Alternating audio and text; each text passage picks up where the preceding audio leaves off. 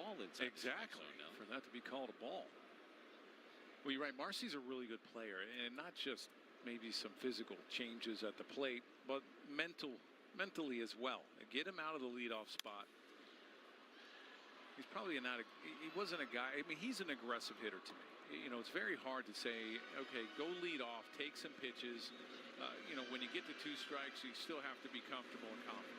And it just didn't seem to be working. They got him out of there, and then all of a sudden he started relaxing a little bit and mentally just saying, hey, you know, I got to put it together. The pressure isn't on me leading off the game and taking a bunch of pitches. I can be aggressive down in the 5th, 6th, 7th hole. Well, remember, we were showing last weekend, too, there's a drastic difference in his career when he's leading off as opposed to when he's not leading off. He's been much more productive when he's not hitting out of the leadoff spot. As the 1-2 is knocked foul. Now, like Hut and I were talking about the other day, though, Jacob Marcy also profiles as a terrific leadoff guy. If at some point in his career they were to elect to go back in that direction, he will work pitchers. He's already seen 4 pitches in this plate appearance here from Myers. So he'll work you.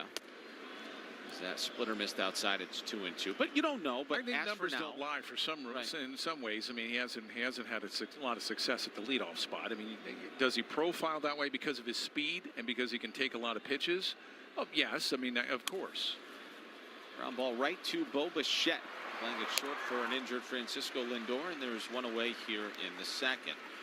Well, for the struggles the Marlins have endured, the work has not stopped, Nelly. These guys are out here working early every day, and this is a little shot of the outfielders yesterday working on their throws toward the plate, trying to throw it into a little orange lacrosse net.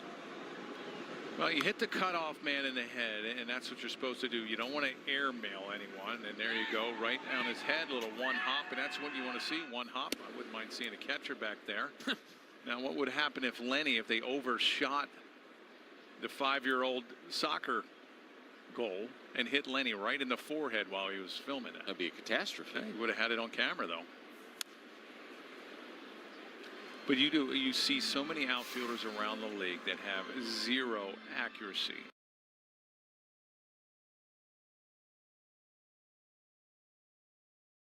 Right. They can show off their arm. They either airmail the cutoff man and allow that runner to take the extra base, or it's so off the mark that it's like, why even throw it? And this is a good drill. Hit the cutoff man in the head.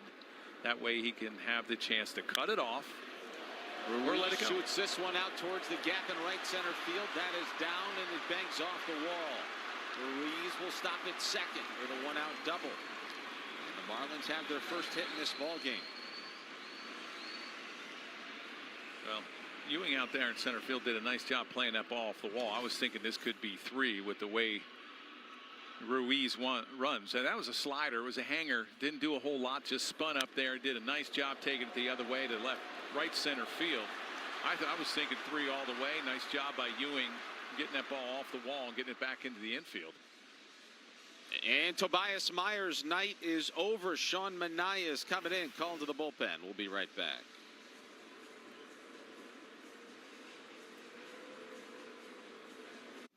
Mom, You can see a lot of different characters at the ballpark, and this week brought out some of the best.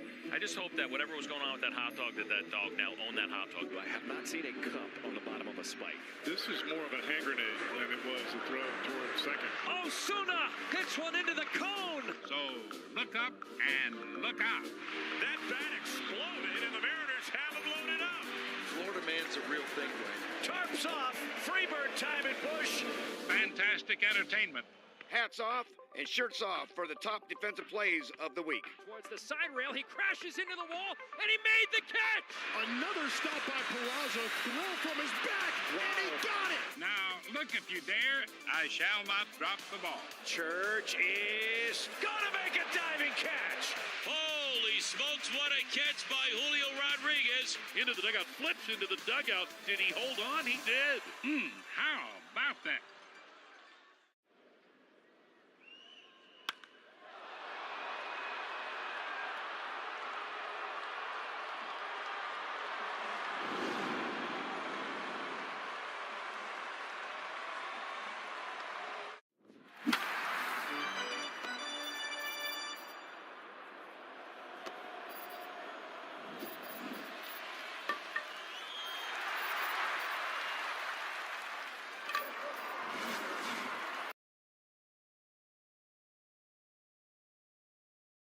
All right, welcome back to Lone Depot Park. Game one of the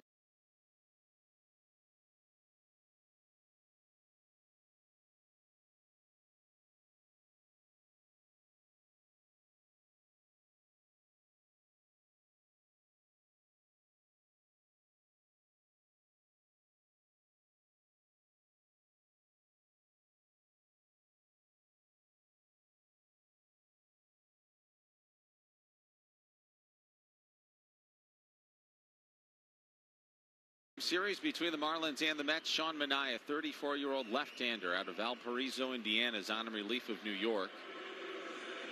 You're in the second. This will be his 11th appearance of the season. All 11 appearances are coming out of the bullpen here, Nelly. Well, he's gone 4 innings 3 times this year. His last outing against the Yankees, he did go 4 innings, gave up 3 runs. 2 of those were earned. 90 to 91 mile an hour fastball. He's got a sweeper. He's got a changeup and a cutter. The velocity all spring long was a talking point around Port St. Lucie. Apparently there's some loose bodies in his elbow that could have been removed at one point. He has elected not to undergo any type of surgery. And Sean Manaea is the most expensive New York Met pitcher on the roster this year. You might recall it was Manaea who started game 162 for New York last September. Well, if you go back to 2023, his average velocity was a little over 93 miles an hour. His average velocity is right around 90 right now. First time pitching since last Sunday against the Yankees, when he allowed 2 earned runs on 4 hits and 4 innings of work, as that one misses the Casey. And it's 2 balls and 1 strike on Owen Casey, who got off the schneid with his 4th home run of the season last night. He was 2 for 8 in the series against Atlanta. It's in there for a strike. You go back to Monday and the Marlins blanking of the Braves. They were 4 for 9 with runners in scoring position. Over their next 3 losses, they had less than 4 opportunities on average per game, and they were just 1 for their next 11 with runners in scoring position. Casey trying to cash in the 1-out double by Ruiz here in the second. 1-0 New York. Here's the 2-2. There goes Ruiz. The pitch is tapped foul.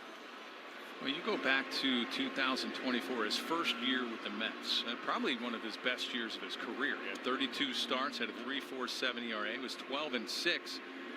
He threw in the most innings that he's ever thrown in the big leagues. He threw 181 innings and 2/3. Only gave up 134 hits, and the Mets thought they had something. They said, this could be our future here in this rotation, and just fell apart. Injuries in 2025. He's making $25 million this year. Again, the most expensive arm on this Mets pitching staff, excuse me.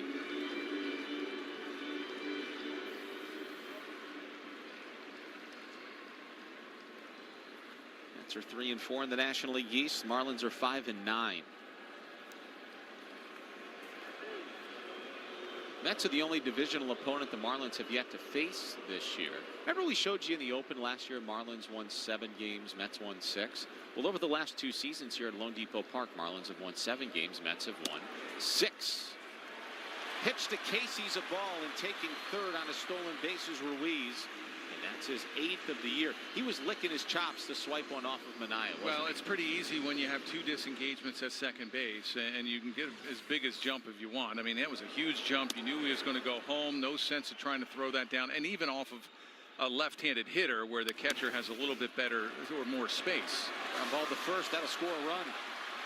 Esteury Ruiz manufactures a run here in the second. We're tied at 1. And Owen Casey did his job. Just put the ball in play, and all that speed from Ruiz, it was nearly a surefire run.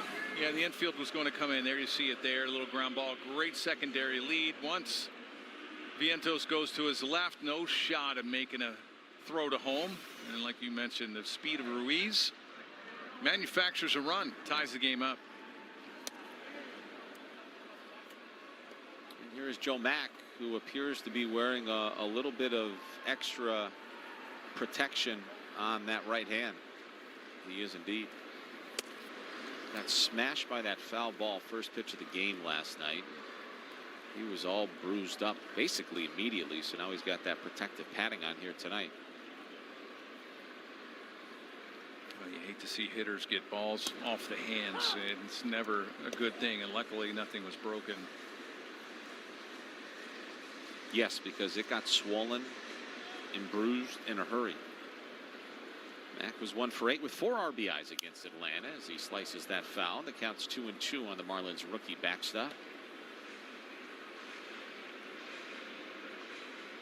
Sean Manaea made his major league debut all the way back in 2016 with Oakland. He was the 34th overall pick in 2013 out of Indiana State University by the Kansas City Royals. It's tap foul. And he was traded by the Royals with Aaron Brooks to the Oakland Athletics. Here's a throwback name for Ben Zobrist. Really? Yeah. And he had a lot longer hair back then. Yes, Maybe he he did. should start thinking about growing that back. I mean, he shaved it. I think he cut it when he came to the Mets. His first year with the Mets. I believe you're right. New look.